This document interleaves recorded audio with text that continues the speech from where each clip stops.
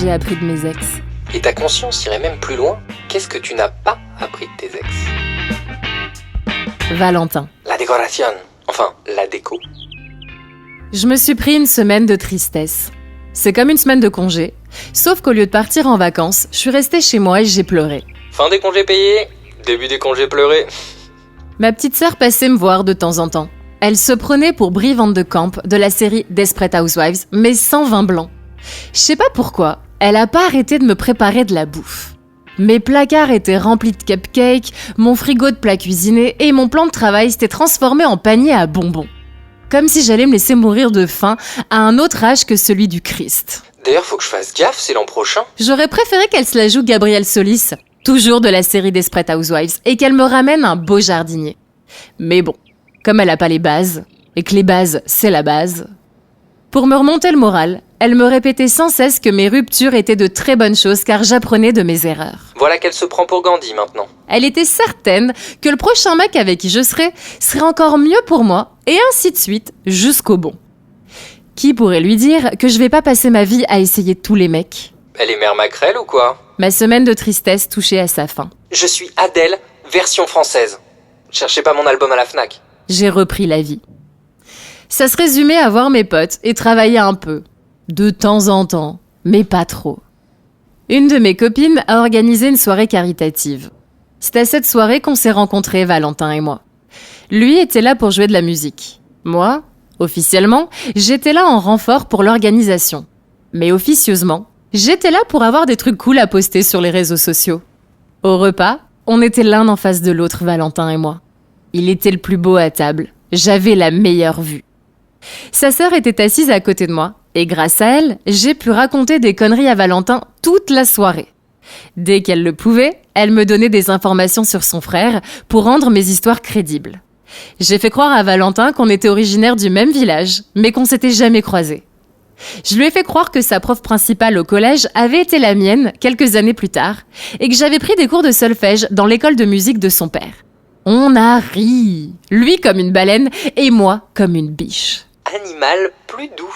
Il s'est auto-moqué de lui-même à être tombé si facilement dans le panneau. Il l'a pas mal pris. Il avait surtout vu que j'avais la connerie facile et que je me moquais pas réellement de lui. Il avait capté qu'on s'appréciait. Alors on a eu envie de se revoir. Et dire que je voulais seulement avoir une vie virtuelle sympa après ma semaine de tristesse. J'avais eu mieux que ça. Je passe d'Adèle à Katy Perry. Bon, toujours pas à la Fnac. Après plusieurs rendez-vous, Valentin a lancé l'idée de pas s'attacher l'un à l'autre. J'ai cru à un truc sadomaso. Je venais de relire le livre 50 nuances degrés. Ah, si ça fait mal, j'ai pas du tout envie. Mais en réalité, c'était pas ça du tout. Il voulait simplement ne pas s'attacher. Ne pas développer de sentiments envers moi, quoi. Je sortais à peine de ma semaine de tristesse. J'avais pas envie de calculer quoi que ce soit. Alors j'ai dit d'accord. Et puis, je sais pas du tout comment on contrôle ses sentiments. Donc, que je dise d'accord ou pas, à chaque fois qu'on se voyait, il me demandait si j'avais des sentiments pour lui. Je répondais que non. Il était content. Il était chelou surtout. On a passé du bon temps ensemble. Et puis un jour, il m'a dit qu'il s'était attaché à moi. Valentin assumait sa façon d'être. Il était très bien tout seul. Fonder une famille, avoir des projets ensemble, ça l'intéressait pas. Sauf partir en vacances ensemble. Ça, ok, ça passait. Du coup, avoir des sentiments pour quelqu'un, c'était pas du tout bon signe pour lui. Et c'est pour ça qu'il insistait autant sur cette histoire de sentiments. Sauf qu'il s'est fait prendre à son propre jeu. Et il était dégoûté. Dans ma vie, à ce moment précis, ça me disait bien des vraies vacances. Et en y réfléchissant, au moins lui me dira pas un beau jour qu'il a rencontré quelqu'un d'autre. Valentin assumait à 100% ses qualités et ses défauts. C'était bien d'être avec quelqu'un qui faisait pas semblant. Ça m'a donné envie de faire pareil. Alors j'ai demandé conseil à ma petite sœur. Elle a pleuré de joie. Elle se croit aux Oscars. Faut que j'efface son numéro. Selon elle, l'honnêteté est le premier pas vers le changement, vers une relation mature.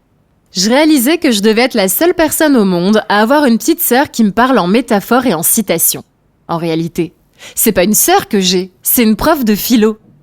C'était la première fois de ma vie que j'étais avec un mec qui parle, et c'était aussi la première fois de ma vie que j'avais envie de parler. J'entends par parler de choses intimes, de sentiments, de ressentis. Je parle absolument pas de parler de la météo ou de ce que j'ai mangé à midi ou des vertus thérapeutiques des cristaux. Pas du tout. On a été dîner au restaurant. Une fois l'apéro servi, je lui ai avoué n'avoir jamais eu de discussion sérieuse avec mes ex. Il l'avait remarqué. Il se demandait justement pourquoi. Je lui ai expliqué que mon premier mec m'avait vraiment abîmée. Il a détruit ma vision du couple à me tromper. Ma désillusion a fait trop mal. Alors depuis, j'avance en profitant, sans me poser de questions, sans me prendre la tête. Je prends le temps de me reconstruire, de me découvrir. Discuter sincèrement et profondément, ça faisait pas trop partie de ma vie. Quand le serveur nous a apporté le dessert, j'ai réalisé avoir parlé tout le repas. C'est vraiment un dessert, ce truc gluant là, vert devant moi? J'aime l'aventure, mais il y a des limites. Mais de nature gourmande, j'allais pas renoncer à un bon dessert. On est rentré dormir chez Valentin. Son appart était mieux que le mien. Plus grand, plus calme. La déco venait des 4 coins du monde. C'était des souvenirs de ses voyages. C'était beau et plein de mystères. Comme Fort Boyard. J'ai eu envie d'acheter un nouvel appart. J'ai pris le temps de regarder les annonces et une fois la perle rare trouvée, j'ai pris le même temps pour trouver de la déco qui me plaisait réellement. On en parle du magnifique tableau avec ce taxi jaune que tu as acheté? J'étais fan de mon appart. J'ai invité Valentin à découvrir mon cocon. On va voir ce que Valentin Damido en pense. Je lui ai fait faire le tour du propriétaire. Expression choisie avec brio. Je sais pas ce qui se passait en moi, mais quand j'étais avec lui, j'étais toute caramel, bonbons et chocolat. J'avais envie de parler, tout le temps, toujours. Un vrai moulin à paroles. Parole, parole, parole. Et en même temps, logique. Ma petite sœur a raison. Au fil des mecs, je me rapprochais du bon. Je suis passée du déni de la vie avec mon château de cartes à un manque de communication. Logique que la suite ce soit une tonne de paroles sincères. Il faut bien rattraper le temps perdu. N'appelez pas Indiana Jones, je suis là. C'était comme découvrir que la Terre est plate. Alors qu'on sait très bien que c'est un disque sur le dos d'une tortue géante. Loïc avait raison. Rien n'arrive par hasard. Rencontrer Valentin était exactement ce qu'il me fallait. Je recommençais ma vie sur de bonnes bases et dans un appart que j'aimais. J'avais assez vécu pour savoir ce que je voulais et j'étais enfin moi-même. J'avais terminé de jouer. Valentin ne voulait rien. Il me l'avait dit dès le début. Ça nous a pas empêchés de passer 3 ans ensemble. J'adore les Disney. Mais je suis plus naïve. Dans la vraie vie, ça n'existe pas un mec qui change radicalement. On voulait pas les mêmes choses. Alors j'ai claqué la porte et je suis partie. Honnête avec lui et avec moi-même, je me suis rendue à l'évidence. Tout ça est sublime. Mais ce style de déco, c'est la sienne, pas la mienne. Ce décor venu d'ailleurs, ça me plaisait plus. Je voulais du local. J'avais envie d'un décor d'ici, de quelque chose de posé, d'assumé. Une bonne déco des magasins But, quoi. Lui avait toujours la tête ailleurs, il avait pas changé. Sa déco lui plaisait toujours autant, et il avait aucune, mais alors aucune envie de la changer. Il y tenait profondément. Même les tout petits changements que je proposais lui plaisaient pas. Il était contre toute intervention de ma part.